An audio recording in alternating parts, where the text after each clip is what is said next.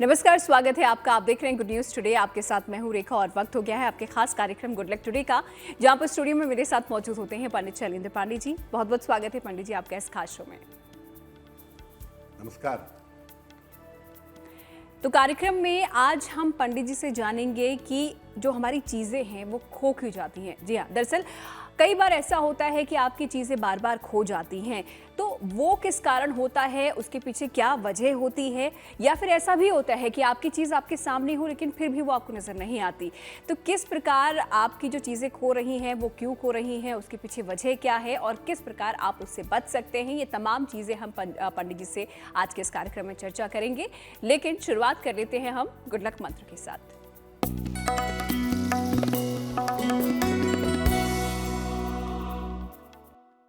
अगर आप किसी व्यक्ति को प्रेम से, श्रद्धा से, सम्मान से कोई उपहार दे रहे हैं तो कांच की चीजें या जल्दी टूटने वाली वस्तुएं उपहार में मत दीजिए। कांच की चीजें उपहार में देंगे या जल्दी टूटने वाली वस्तुएं, फ्रेजाइल चीजें अगर उपहार में देंगे तो उससे रिश्तों के टूटने की संभावना बन सकती है। इसलिए जहां तक संभव हो इन चीजों को देने से आपको बचना चाहिए। तो चलिए, ये तो हो गया आज का गुड लक मंत्र और आगे बढ़ते हैं पंचांग की तरफ और जान लेते हैं 14 जनवरी यानी कि शनिवार का पंचांग क्या है।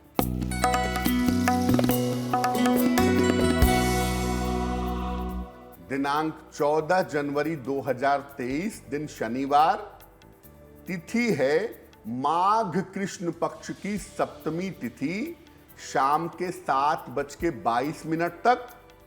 नक्षत्र है हस्त नक्षत्र, शाम के 6:14 तक। चंद्रमा कन्या राशि में संचरण कर रहे हैं। राहु काल का समय सुबह के 9 बजे से 10:30 तक। पूर्व दिशा की तरफ यात्रा करने की मनाही है, लेकिन अगर यात्रा करना जरूरी है, मजबूरी है, तो जरा सा घी खाकर और भगवान का स्मरण करके यात्रा करेंगे तो मुश्किल से बचे रहेंगे। तो चलिए, पंचांग यहाँ पर पंडित जी ने आपको बता ही दिया है और साथ ही साथ एक गुड लक मंत्र भी आपको दिया है, तो इन दोनों ही चीज़ों का आप ध्यान ज़रूर रखें। फिलहाल आगे बढ़ते हुए अब आज के विषय पर हम आ जाते हैं, जहाँ पर हम पंडित जी से जानने वाले हैं चीज़ों के खोने का ज्योतिष संबंध क्या होता है। तो सबसे पहले तो पंडित जी आपसे यही समझना चाहूँगी कि हमारी जो चीज़ें खोती हैं उसका ज्योतिष के साथ किस तरीके से कनेक्शन होता है और कब ऐसा होता है कि हमारा सामान खो जाता है। बिल्कुल, जीवन में चीजों का खोना या पाना आपके भाग्य पर बहुत हद तक निर्भर करता है। चीजें खोती कब हैं, कब ऐसा होता है? देखिए, कुंडली का जो 6वां भाव है, जो 11वां भाव है और जो 12वां भाव है, ये बताता है चीजों के नुकसान के बारे में। 11वां भाव हालांकि प्राप्ति के बारे में भी बताता है, लेकिन छठे से छठा होने की वजह से 6वां, 11वां और 12वां भाव चीजों के नुकसान के बारे में सूचना देता है। जब ब्रह्मांड में गोचर में चंद्रमा चौथे, 6वें, 8वें या 12वें भाव में होता है तो ऐसी स्थिति में चीजें खो सकती हैं, चीजों का नुकसान हो सकता है। राहु और चंद्रमा का अगर संयोग बन जाता है गोचर में, ब्रह्मांड में, तो चीजें अचानक खो जाती हैं या चीजें अचानक खो सकती हैं, ये संभावना बनती है। अगर चीजों के खोने में शनि या मंगल का संबंध होता है तो चीजें नहीं मिलती हैं। चीजें खोती हैं और शनि मंगल अगर उसमें आ गए, अगर उसमें पाप ग्रह की भूमिका आ गई तो चीजें नहीं मिलेंगी। लेकिन अगर शुक्र, गुरु या शुभ ग्रह इसमें शामिल होते हैं तो चीजें खोती हैं, लेकिन खोने के बाद मिल जाती हैं। आम तौर पर शनिवार को खोई चीजें या तो नहीं मिलती हैं या काफी देर से मिलती हैं। शनिवार को खोई हुई चीजों का मिलना थोड़ा सा कठिन होता है, ऐसा माना गया है। ज़्यादातर मामलों में तो चीज़ें मिलती ही नहीं हैं, और अगर मिलती हैं तो काफ़ी विलंब से, काफ़ी देर से मिलती हैं। चीज़ों के खोने के समय अगर शुभ ग्रहों का प्रभाव होता है तो चीज़ें कहीं भी खोई हुई क्यों ना हो, शुभ ग्रहों के प्रभाव की वजह से वो चीज़ें व्यक्ति को अवश्य मिल जाती हैं। तो चीजें खोने का ज्योतिष महत्व क्या होता है, ये पंडित जी ने हमें समझा दिया है कि कौन से ग्रह इसके लिए जिम्मेदार होते हैं कि आपकी चीजें बार बार खो जाती हैं, नहीं मिलती हैं। इसी पर हम आगे भी चर्चा करेंगे कि किस प्रकार हम इसे सुधार सकते हैं, लेकिन फिलहाल राशियों पर नजर डाल लेते हैं। देखते हैं मेष, वृष और मिथुन राशि का भाग्यफल क्या है। मेष राशि, धन लाभ के योग आपके लिए बने हुए हैं, पैसे की प्राप्ति होगी। नौकरी में लाभ की स्थिति दिखाई दे रही है। जीवन साथी का सहयोग आपको मिलेगा। किसी निर्धन व्यक्ति को अगर धन का दान कर दें तो आपका दिन और भी ज्यादा शुभ होगा। शुभ रंग होगा ग्रे, और भाग्य का मीटर आपको नंबर दे रहा है 65%, यानी मेहनत जितनी होगी फायदा उतना ही ज्यादा होगा।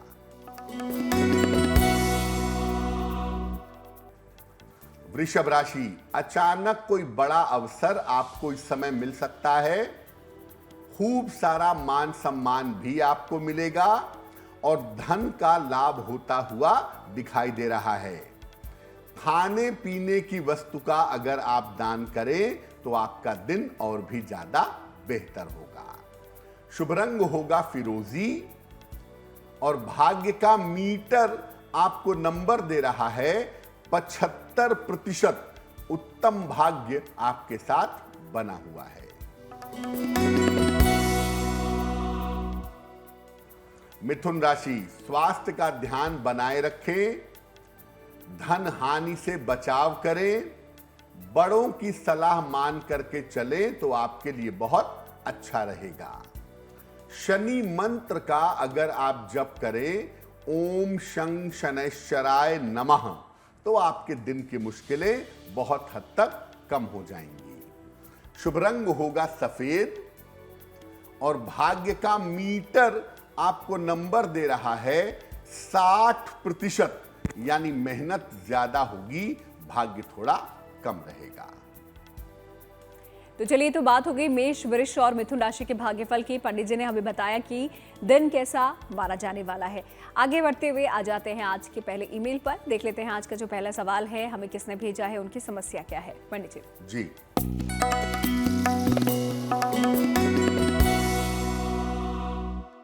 आज का जो पहला प्रश्न है वो नीलिमा जी ने हमें लिखा है। नीलिमा जी हमें जयपुर से प्रश्न लिखती हैं। इनकी जन्म की तारीख है 10 नवंबर 1978, 1978। जन्म का समय है दोपहर के लगभग 1 बजे, और जन्म का स्थान है ब्यावर में। लिखती हैं जयपुर से। ये लिख रही हैं कि वैवाहिक जीवन में इनके दिक्कतें बहुत रहती हैं। कभी बेहतर चलता है, कभी दिक्कतें हो जाती हैं, और वैवाहिक जीवन खराब होने की वजह से इनके स्वास्थ्य पर भी अच्छा प्रभाव नहीं पड़ रहा है। तो सेहत भी अच्छी नहीं है और वैवाहिक जीवन में भी दिक्कत है। तो इसको बेहतर करने के लिए मुझे कौन से उपाय करने चाहिए? नीलिमा जी, आपको बता दूं कि आपके वैवाहिक जीवन में कोई इतनी बड़ी समस्या नहीं है जिसकी चिंता की जाए।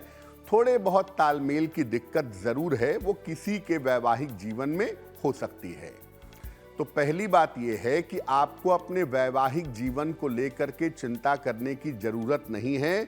आने वाले समय में आपका वैवाहिक जीवन वैसे भी बेहतर होता चला जाएगा, और खास तौर से इस साल के 2023 के मई के महीने से आपके वैवाहिक जीवन की मुश्किलें बहुत हद तक समाप्त हो जाएंगी। जहां तक आपके स्वास्थ्य का प्रश्न है, बेवजह की चिंताएं, बेवजह का तनाव आपके स्वास्थ्य को बिगाड़ रहा है, उसे हमें बेहतर अवश्य करना होगा।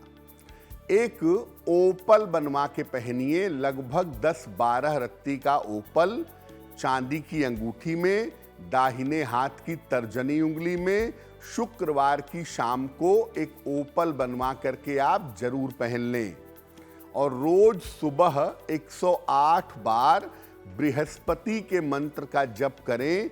ओम ब्रीम बृहस्पतये नमः, ओम ब्रीम बृहस्पतये नमः। इस मंत्र का नित्य प्रातः जप करना आपके लिए लाभकारी होगा। तो अगर आप भी कोई सवाल पंडित जी से पूछना चाहते हैं, आप भी अपने सवाल हमें लिख भेजिए। ईमेल आईडी आपकी टेलीविजन स्क्रीन पर फ्लैश हो रही है। आगे बढ़ते हैं और अगला सवाल हम पंडित जी से ले लेते हैं, क्योंकि चीज़ों के खोने का जिक्र आज हम कर रहे हैं, उसके पीछे के वजह जानने की कोशिश कर रहे हैं। तो पंडित जी, कब चीज़ें लगातार खोती हैं, कब हमको सावधान रहना चाहिए कि हमारी जो चीज़ें हैं वो खोए ना? बहुत बार ऐसी स्थितियां आती हैं कि चीजें लगातार खोने लगती हैं। कभी पैसा रुपया गायब होने लगता है, अंगूठी गायब हो जाती है, कीमती चीज गायब हो जाती है, कपड़े गायब होने लगते हैं। कब ऐसा लगातार होता है कि चीजें खोने लगती हैं और हमें सावधान रहना चाहिए? देखिए, अगर आपकी कुंडली में राहु की अंतर्दशा, केतु की अंतर्दशा या बुध की अंतर्दशा हो तो चीजें खो सकती हैं। सडनली चीजें गायब हो सकती हैं, ये संभावना बनती है। अगर आपकी शनि की 7.5 या शनि की ढैया चल रही हो तो उस समय भी चीजों के खोने की संभावना बन जाती है।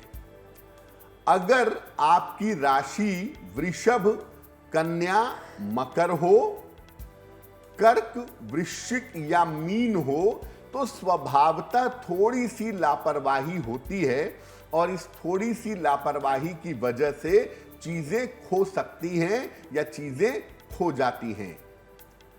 अगर आपका मूलांक 2, 4 या 8 हो तो यहां पर भी चीजों के खोने की संभावना थोड़ी होती है। 2 नंबर वाले, 4 नंबर वाले, 8 नंबर वाले जरा सी लापरवाही करते हैं और चीजें उनकी खो जाती हैं। अगर आपने भूरे रंग का कुत्ता पाल लिया, यानी केतु को अपने जीवन में शामिल कर लिया, या आपने काले रंग की गाड़ी खरीद ली तो जीवन में आकस्मिक चीजें होनी शुरू हो जाएंगी और उन आकस्मिक चीजों में आपकी चीजें खोने भी लगेंगी और आपकी चीजें आपको नहीं मिलेंगी। यानी बहुत बार ऐसा होता है कि ग्रहों के अलावा हम कुछ ऐसा काम कर देते हैं, कुछ ऐसा काम कर बैठते हैं जिससे जीवन में बड़े परिवर्तन होने शुरू हो जाते हैं। तो कब हमारी चीज़ें लगातार खोने लगती हैं, क्या वजह उसके पीछे होती हैं और कब हमको सावधान रहना चाहिए, कौन सी ऐसी सिचुएशंस होती हैं, ये पंडित जी ने हमें समझा दिया है। आगे बढ़ते हैं, क्योंकि इस पर हम उपाय पंडित जी से लेंगे कि ऐसा ना हो उसके लिए क्या किया जाए, लेकिन फिलहाल राशियों पर नजर डाल लेते हैं। देखते हैं कर्क, सिंह और कन्या राशि का भाग्यफल क्या कहता है। कर्क राशि, स्वास्थ्य के मामले में आपके सुधार के योग बन रहे हैं। स्वास्थ्य थोड़ा बेहतर होगा। कोई शुभ सूचना इस समय आपको प्राप्त होगी और आपकी तमाम पारिवारिक समस्याएं भी इस समय हल होंगी। पीपल के वृक्ष में अगर आप जल अर्पित करें तो आपका दिन और भी ज्यादा शुभ होगा। शुभ रंग होगा धानी और भाग्य का मीटर आपको नंबर दे रहा है 70% मध्यम भाग्य आपके साथ बना हुआ है।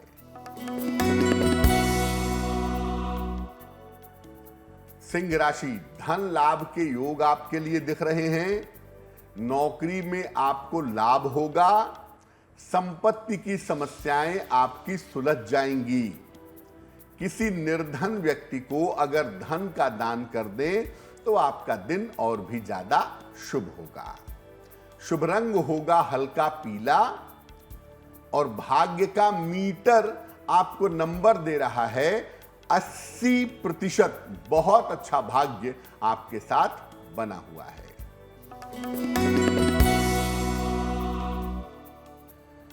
कन्या राशि, मानसिक समस्याएं आपकी हल होंगी।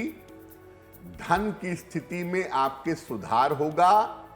रुके हुए तमाम काम आपके पूरे होंगे। खाने पीने की वस्तु का अगर आप दान करें तो आपका दिन और भी ज्यादा बेहतर होगा। शुभ रंग होगा नीला और भाग्य का मीटर आपको नंबर दे रहा है 90%। सबसे ज्यादा भाग्य आपके साथ बना हुआ है। तो चलिए, कर्क, सिंह और कन्या राशि के बारे में भी हमने जान लिया है पंडित जी से। पंडित जी ने आपको बता दिया है कि आपका भाग्य आपका कितना साथ देने वाला है। इसी के साथ आगे बढ़ते हैं अगले ईमेल की तरफ। देख लेते हैं अगला ईमेल हमें किसका आया है, उनकी समस्या क्या है। पंडित जी।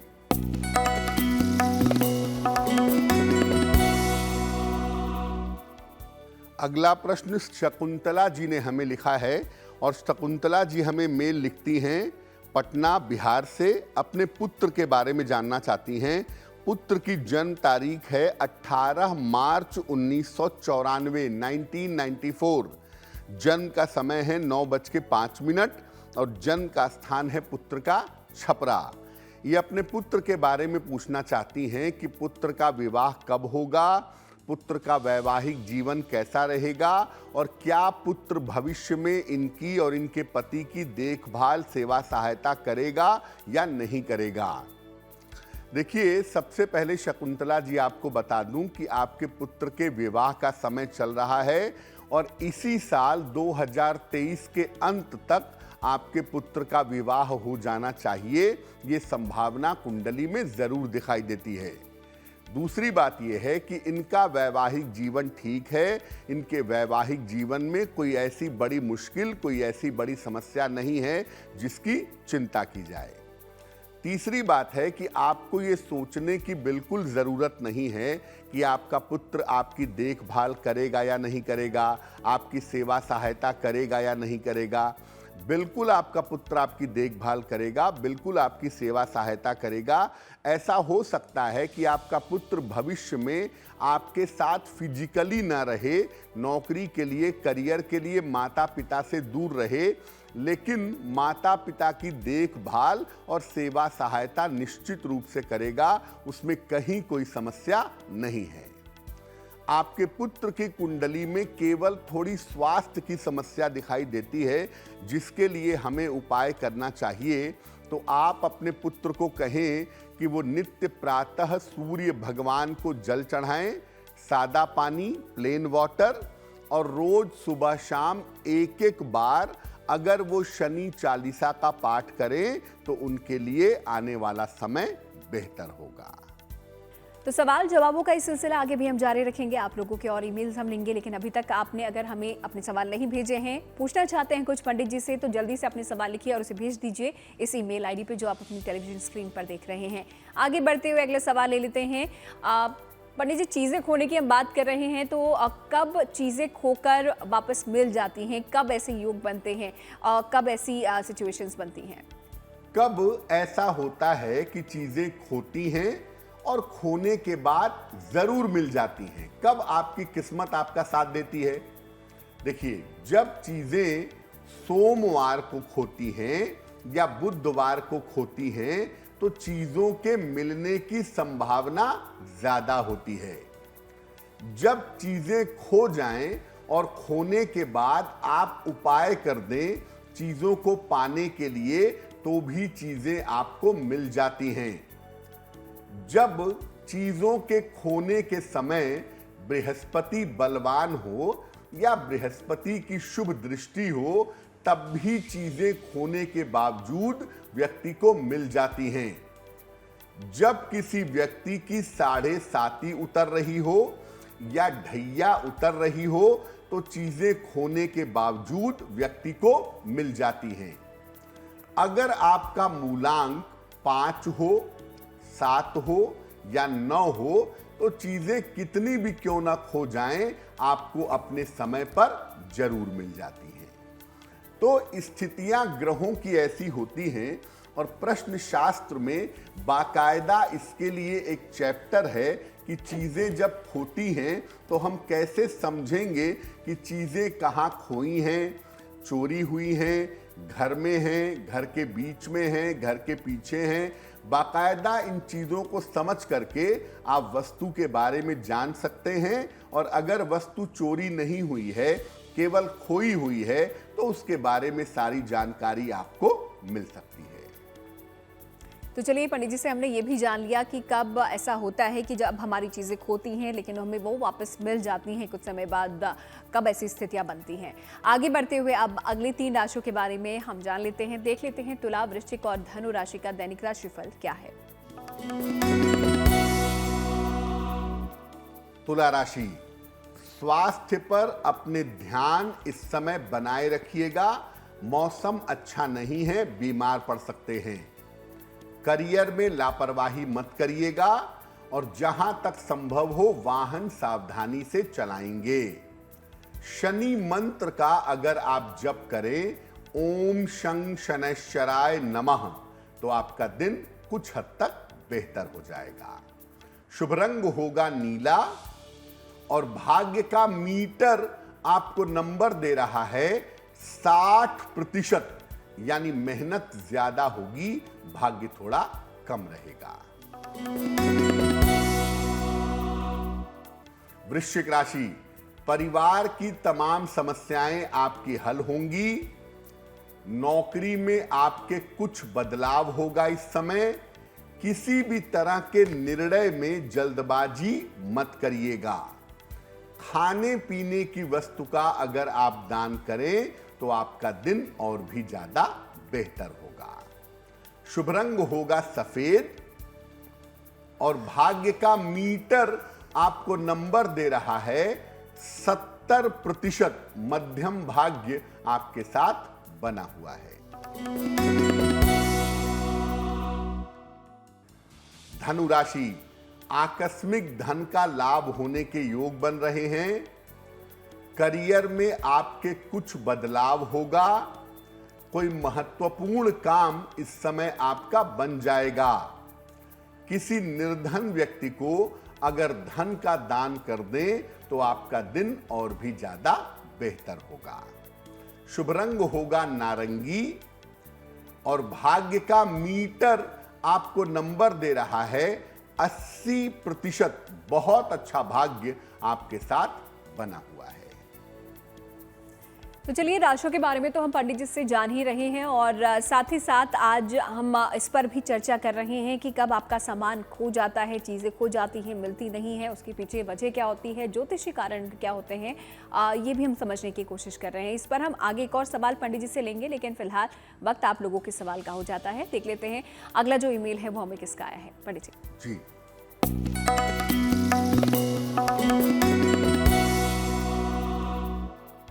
अगला प्रश्न हमें मनोज जी ने लिखा है। मनोज जी हमें नागपुर से मेल लिखते हैं। इनकी जन्म की तारीख है 1 मई 1979, 1979।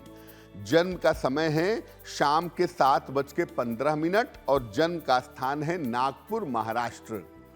ये लिख रहे हैं कि व्यापार में काफी नुकसान हो रहा है काफी समय से, और जिस वजह से कर्जा चढ़ गया है, तो आने वाले समय में व्यापार की स्थिति कैसी रहेगी, कर्जे से छुटकारा कब मिलेगा, जीवन रास्ते पे कब आ पाएगा। मनोज जी, सबसे पहले मैं बता दूं कि आने वाला समय आपके लिए बेहतर है, और आने वाले समय में आप अपने कर्जे से छुटकारा भी पाएंगे, और आने वाले समय में आपके लिए सफलता की संभावनाएं भी ठीक दिखाई दे रही हैं। जून 2023 के बाद आपका व्यापार काफी बेहतर होगा। लगभग 1 वर्ष लगेंगे कर्ज उतारने में, और 1 वर्ष में आप कर्ज उतार पाएंगे, अपने जीवन को रास्ते पे ला पाएंगे। ज्यादातर संभावना यही है कि साल 2025 से 2025 से पूरी तरह से आपकी जिंदगी रास्ते पे आ जाएगी, लेकिन सुधार जून 2023 से ही होना शुरू हो जाएगा। 2 उपाय करिए। रोज सुबह और रोज शाम मंगल के मंत्र का जप करिए। ओम अंग अंगारकाय नमः, ओम अंग अंगारकाय नमः। ये मंगल का मंत्र है। 108 बार सुबह, 108 बार शाम को इस मंत्र का जप करिए। एक पन्ना बनवा के पहनिए, लगभग 6 से 8 रत्ती का पन्ना, चांदी की अंगूठी में, दाहिने हाथ की सबसे छोटी उंगली में। बुधवार की शाम को पन्ना पहनने से आपको लाभ होगा। तो एक आप पन्ना बनवा करके पहने और मंगल के मंत्र का सुबह शाम जप करें, आपके लिए बहुत अच्छा रहेगा।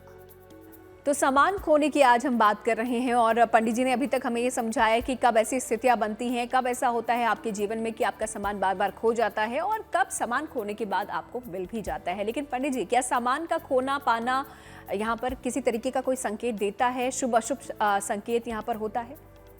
अगर हम शकुन शास्त्र की बात करें तो सामान के खोने और पाने से भी व्यक्ति को इंडिकेशंस मिलते हैं, व्यक्ति को सूचना मिलती है और सामान का खोना पाना भी शुभ या अशुभ होता है। चीजों का खोना या मिलना ग्रहों की स्थिति के बारे में बताता है। चीजें खो गई और मिल गई, इसका मतलब ग्रह आपके बेहतर हैं, और चीजें खो गई और परमानेंटली खो गई, इसका मतलब उस समय ग्रह बहुत बेहतर नहीं है। सोने का खोना शुभ नहीं होता, लेकिन सोने का मिलना शुभ होता है। बहुत लोग कहते हैं सोने का खोना भी अशुभ है और सोने का मिलना भी अशुभ है, लेकिन मिलना अशुभ नहीं होता, सोने का खोना अशुभ होता है। शीशा या रुमाल खोना शुभ नहीं होता। अगर आपका मिरर खो जाए, छोटा मिरर बहुत लोग पर्स में रखते हैं अपने, तो अगर आपका शीशा खो जाए या रुमाल खो जाए तो ये अच्छा नहीं होता। लेकिन अगर आपको कहीं पर शीशा मिल जाए या रुमाल मिल जाए तो जीवन में किसी नए संबंध की शुरुआत होगी, इस बात की सूचना है। कपड़ों का खोना बिल्कुल शुभ नहीं होता, ये किसी बीमारी का संकेत होता है। अगर आपके कपड़े खोएंगे तो इसका मतलब आप बीमार पड़ सकते हैं, बीमारी को लेकर सावधान रहें। अगर आपका जेम स्टोन खो गया, आपने नीलम पहना है, आपने हीरा पहना है, आपने पुखराज पहना है और रत्न की अंगूठी आपकी खो गई या रत्न आपका खो गया, तो ये शुभ होता है। इससे कोई बड़ी बाधा आपकी टल जाती है। किसी मांगलिक कार्य के समय, घर में कोई शादी है, कोई फंक्शन है, कोई शुभ कार्य है, उस समय अगर कोई सौंदर्य प्रसाधन खो जाए तो इसका मतलब आपके स्वास्थ्य की मुश्किल दूर होने वाली है। कॉस्मेटिक्स का खोना हमेशा स्वास्थ्य के अच्छा होने की सूचना है। आप लंबे समय से बीमार हैं और आपका कोई सौंदर्य प्रसाधन खो गया है, तो इसका सीधा मतलब यह है कि अब आपके स्वास्थ्य में सुधार होना शुरू हो जाएगा। तो क्या चीज़ों का खोना यहाँ पर शुभ संकेत देता है या फिर अशुभ संकेत देता है? कौन सी चीज़ों से किस चीज़ का यहाँ पर संबंध होता है, ये पंडित जी ने अभी समझा दिया है। फिलहाल आगे बढ़ते हुए आखिरी 3 राशियों पर अब नजर डाल लेते हैं। देखते हैं मकर, कुंभ और मीन राशि का भाग्यफल क्या है। मकर राशि, नौकरी में आपकी प्रतिष्ठा बढ़ेगी, धन लाभ के योग आपके लिए बन रहे हैं और विवाह के मामलों में थोड़ा सा भी विलंब होगा। किसी निर्धन व्यक्ति को अगर धन का दान कर दें तो आपका दिन और भी ज्यादा शुभ होगा। शुभ रंग होगा गुलाबी और भाग्य का मीटर आपको नंबर दे रहा है 75%। उत्तम भाग्य आपके साथ बना हुआ है। कुंभ राशि, काम का प्रेशर थोड़ा कम करिए, महत्वपूर्ण काम इस समय मत टालिए और स्वास्थ्य पर अपने ध्यान बनाए रखिए। शनि मंत्र का अगर आप जप करें, ओम शं शनैश्चराय नमः, तो आपका दिन बहुत हद तक बेहतर हो जाएगा। शुभ रंग होगा आसमानी और भाग्य का मीटर आपको नंबर दे रहा है 60%, यानी मेहनत ज्यादा होगी, भाग्य थोड़ा कम रहेगा।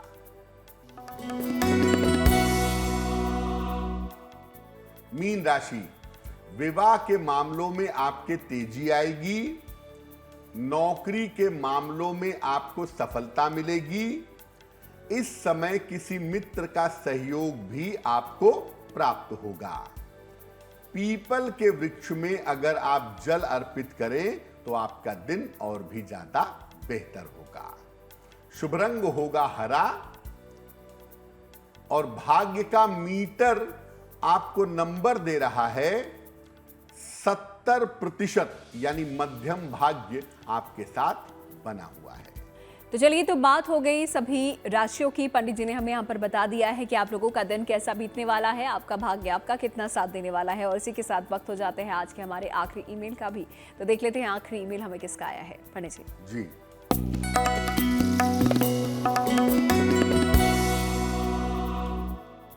अंतिम प्रश्न हमें अंकिता जी ने लिखा है।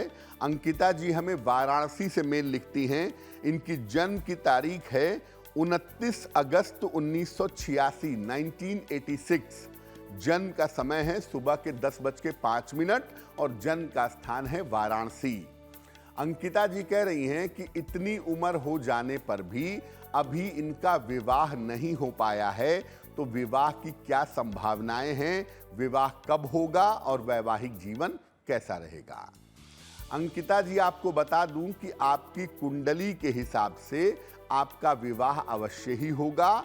आपकी कुंडली में विवाह होने की संभावना बनती है और इसी साल 2023 के मध्य में संभवतः मई, जून, जुलाई के समय में आपका विवाह हो पाने की संभावना बनती है। इस समय में विवाह होने के योग आपके दिखाई दे रहे हैं, पहली बात। दूसरी बात यह है कि आपकी कुंडली में विवाह के लिए आप 2 उपाय करिए। रोज सुबह एक बार विष्णु सहस्त्र नाम का नित्य प्रातः एक बार आप पाठ करिए, आपके लिए बहुत अच्छा रहेगा। और एक ओपल बनवा के पहनिए, लगभग 10-12 रत्ती का ओपल चांदी की अंगूठी में, दाहिने हाथ की तर्जनी उंगली में। शुक्रवार की शाम को ओपल पहनने से आपको लाभ होगा।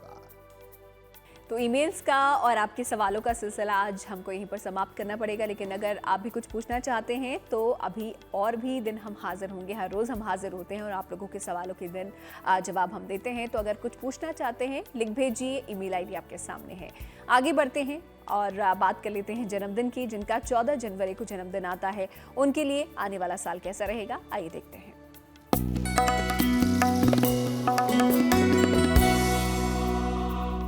जिन लोगों का जन्मदिन 14 जनवरी को है, उन्हें हम सब की तरफ से जन्मदिन की हार्दिक शुभकामनाएं। आने वाले वर्ष में अपने स्वास्थ्य का ध्यान रखिएगा। दुर्घटनाओं और ऑपरेशन से, शल्य चिकित्सा से सावधान रहेंगे। कुल मिलाकर लेकिन धन की स्थिति आपके लिए ठीक रहने वाली है और करियर की स्थिति भी आपके लिए ठीक बनी रहेगी। इस साल में मुख्यतः आपको अपने स्वास्थ्य का ध्यान बनाए रखना जरूरी होगा। क्या करेंगे? पूरे साल भर भगवान गणेश की अगर आप उपासना करें तो ये आपके लिए काफी ज्यादा फायदेमंद होगा। और चलिए आगे बढ़ते हुए जिज्ञासा को भी यहाँ पर दूर कर लेते हैं। और जिज्ञासा पंडित जी व्रत से जुड़ी हुई है, क्या व्रत में कुट्टू का आटा और सेंधा नमक ही खाना चाहिए?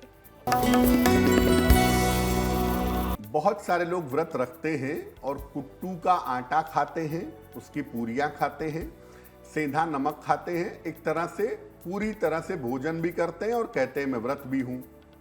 देखिए, व्रत के 2 उद्देश्य होते हैं, आध्यात्मिक और शारीरिक।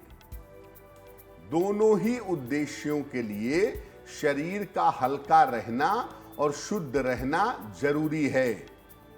इसीलिए व्रत में या तो केवल जल लीजिए, केवल लिक्विड पे उपवास रखिए, या केवल जल और फल ग्रहण करिएगा तो अच्छा होगा आपके लिए। कुट्टू का आटा खाकर, सेंधा नमक खाकर, आलू की सब्जी खाकर ये व्रत नहीं है, ये साइकोलॉजिकल व्रत है। इसलिए अगर आप व्रत रखना चाहते हैं और उसका लाभ चाहते हैं तो केवल लिक्विड लेकर के या केवल फल खा करके व्रत रहिए, वो आपके लिए ज्यादा बेहतर होगा।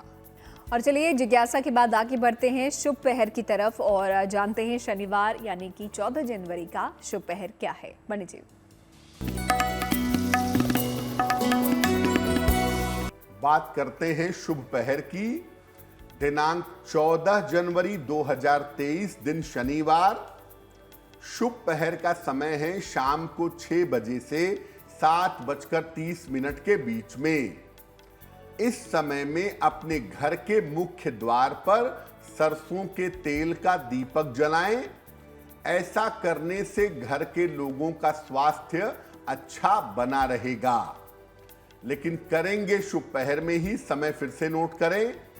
समय होगा 14 जनवरी शनिवार शाम को 6 बजे से 7:30 के बीच में। और आइए अब वक्त हो जाता है गुड लक राशि का। देख लेते हैं आज कौन सी राशि के बारे में पंडित जी हमें बताने जा रहे हैं। पंडित जी, हम आपको अलग अलग राशियों के दिमाग के बारे में, उनकी बुद्धि के बारे में बता रहे हैं और आज हम बताएंगे मीन राशि के बारे में। मीन राशि बुद्धिमान होती है, गंभीर स्वभाव के होते हैं मीन राशि वाले, लेकिन अक्सर अपने निर्णयों में, अपने डिसीजंस में कंफ्यूज हो जाते हैं, जिस वजह से कभी कभी समस्या हो जाती है। अगर आप अच्छी बुद्धि चाहते हैं और अच्छा दिमाग चाहते हैं तो भगवान शिव की पूजा करिए। आप वैसे भी बुद्धिमान हैं, आप वैसे भी गंभीर हैं। भगवान शिव की पूजा करने से आपकी बुद्धि और भी ज्यादा सही रास्ते पर चलती रहेगी। और चलिए कार्यक्रम के आखिरी पड़ाव पर इसी के साथ हम पहुंच चुके हैं और यहाँ पर हम पंडित जी से जानते हैं महा उपाय। तो जान लेते हैं आज का महा उपाय क्या है। पंडित जी जी,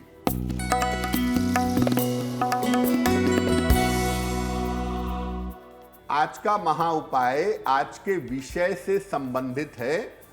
अगर आपका कोई सामान खो गया है, गायब हो गया है, तो क्या करेंगे?